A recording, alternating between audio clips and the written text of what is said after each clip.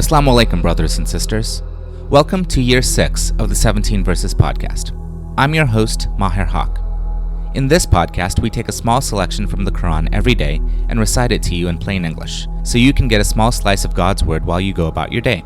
By averaging 17 verses per day, we're able to break the Qur'an down into manageable pieces and finish it in 1 year. If you enjoy the podcast, please help spread the word. Tell your friends and family, subscribe in iTunes or Stitcher or wherever you get your podcasts, and write us a review. Show notes and a text episode can be found at 17verses.com. That's the numbers 17verses.com. Today's selection concludes Surah 26, Ash-Shu arã, or the Poets, verses 192 through 227. These verses assert that the Qur'an is revealed in plain Arabic through the Angel Gabriel, and those who do not want to believe will not believe. Shaitans would not bring the Qur'an, for their interest is in descending on slandering sinners who listen to hearsay and lies. Bismillahir-Rahmanir-Rahim. In the name of Allah, most gracious, most merciful. Surely this Qur'an is a revelation from the Lord of the worlds. The trustworthy spirits, or the Angel Gabriel, brought it down upon your heart, so that you may become one of those who are appointed by Allah to warn the people in a plain Arabic language. This fact was foretold in the scriptures of the former people. Is it not sufficient proof for the people that the learned men of the children of Israel knew about it? Even so that if we had revealed it to a non-Arab, and he had recited it to them in fluent Arabic, they would still not have believed in it. We have thus caused unbelief in the hearts of the guilty. They are not going to believe in it until they see the painful scourge, which, in their heedlessness, will come to them suddenly. Then they will ask, "Can we be given some respite?" Do they wish to hurry on our scourge? Just think. If we let them enjoy this life for many years, and then the scourge with which they are threatened falls upon them, of what avail will their past enjoyments be to them?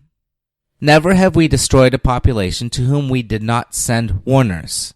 They were forewarned, and we have never been unjust. This Qur'an is not brought down by the Shaitans. It is neither in their interest nor in their power to produce such a masterpiece. They are kept too far off to even hear it. So do not call on those other gods besides Allah, lest you become one of those who incur His punishment. Admonish your close relatives, and lower your wing of kindness to those of the believers who follow you. But if they disobey, tell them, I am not accountable for what you do. Put your trust in the Almighty, the Merciful, who observes you when you get up and when you walk among those who prostrate themselves in worship. He is the one who hears all and knows all. Shall I tell you, O people, on whom the Shaitans descend? They descend on every slandering sinner, those who listen to hearsay, and most of them are liars, and those poets who are followed by those who go astray. Do you not see how aimlessly they wander in every valley, preaching what they do not practice themselves? However, an exception is made for those poets who believe, do good deeds, engage much in the remembrance of Allah, and defend themselves when wronged, showing no vindictiveness. The unjust oppressors will soon find out what vicissitudes their affairs will take. Ameen. This concludes today's episode of the 17 Verses podcast. I hope that this selection helps increase your understanding of the Holy Qur'an just a little bit. If you like the podcast, you can subscribe in iTunes or Stitcher and write us a review. Or you can grab the RSS feed and put it into your own podcast app. The show notes, including a text version of this episode, can be found by going to 17verses.com. That's the numbers 17verses.com. Thank you, and be well.